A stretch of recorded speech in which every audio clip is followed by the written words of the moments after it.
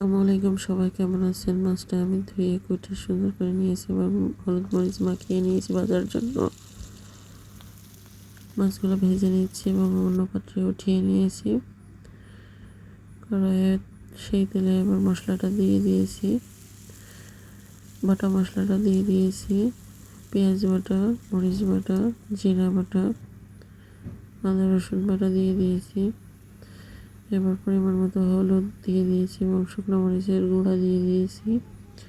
এবার লবণ দিয়ে দিচ্ছি পরিমাণ মতো। মশলাটা ভালোভাবে কষিয়ে নিব।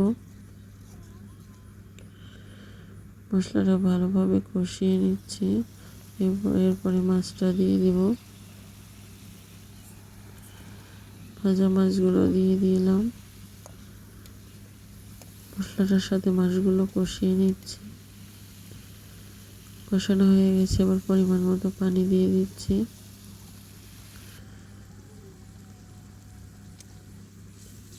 পানিটা একটু শুকালে অল্প একটু মাখো মাখো ঝোল রেখে